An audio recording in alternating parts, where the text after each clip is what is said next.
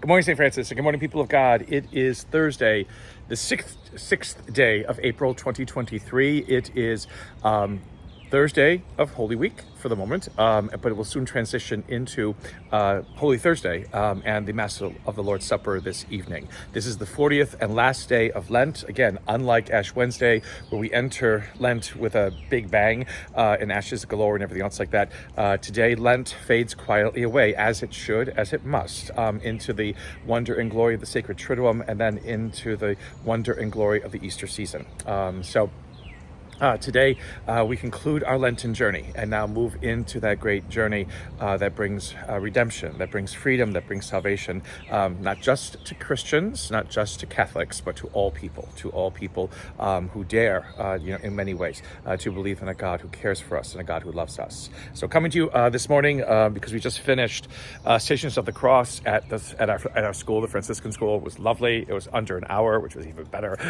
So as each of the grades came forward to pray one of the Stations of the Cross in our courtyard. So next year, if you have the opportunity or the time to do so, come to the Franciscan School for our Holy Thursday or our Thursday of the last day of Lent, Stations of the Cross that we do, kind of an annual tradition now. Coming to you from the patio of the rectory, friary, our beautiful red dogwood right behind me, and then the red azalea underneath that. So things coming into bloom here for a little bit longer. So it's nice that that this dogwood is a little bit late in blooming, so to be a part of Easter celebrations.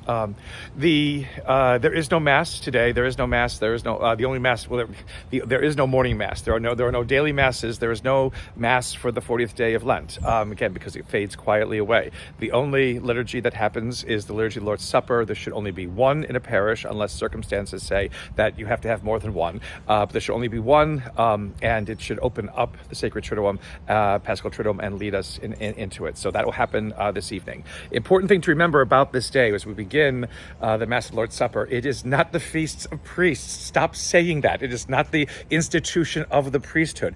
If anything is the institution of the priesthood, it could be when Jesus commands the apostles to go forward and to preach his name, and then to baptize in the name of the Father, Son, and the Holy Spirit as he ascends to the Father. That could be the institution of the priesthood. You could also say the Pentecost, because the Holy Spirit comes down upon those gathered in the room, including the Blessed Mother, and they go forth to proclaim.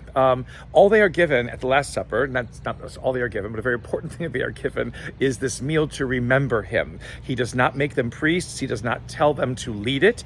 He basically says, do it. And so whoever does it, does it. But it is this meal of sharing our life, sharing who and what Christ is for us, and what our life becomes because of Christ's involvement in it, to recognize the fact that we eat and drink Christ so that Christ becomes part of us in the same way that foods and drink become part of us when we eat and drink them, to grow big and strong as believers in the world, and then to give witness because of that strength of Christ within us, to give witness to what it means to believe in this world.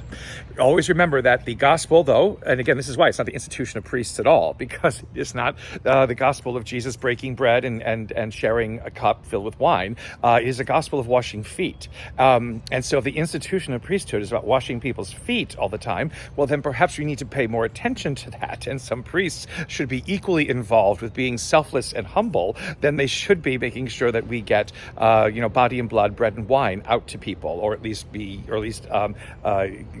practice the Mass again and again and again.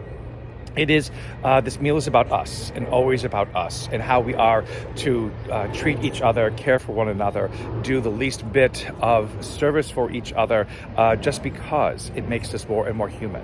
The meal makes us human. What we do because of the meal makes us human, and the closer that we embrace our humanity, the closer that we understand our humanity, the closer that we are not afraid of our humanity, the closer we are to God, and the closer we are to God's divinity, which is a part of our lives that has never, ever been taken away, because it comes from God, and God cannot take that away, or else we cease to exist.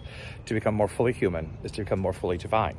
And the way that we believe that happens is by letting that Christ, who cares for us more than anything we could ever imagine or even think about, letting that Christ into us in that very personal, intimate, dynamic, wonderful way of eating and drinking him. we celebrate this wonderful way in which Christ corrects eating and drinking incorrectly in a garden at the beginning of time with a talking snake. Jesus does this very simply. No great penance, no great works of contrition and retribution and what have you. Eat and drink me, he says, and life will be transformed. Today at the Mass of the Lord's Supper, we remember that and remember what it causes us to do in caring for each other and washing each other's feet. May that lead us, may this celebration lead us into a triduum of great joy and wonder, and may it open for us then an Easter season that renews and refreshes us. A glorious and wonderful Paschal Triduum, St. Francis and people of God, may the Lord always continue to give you his peace.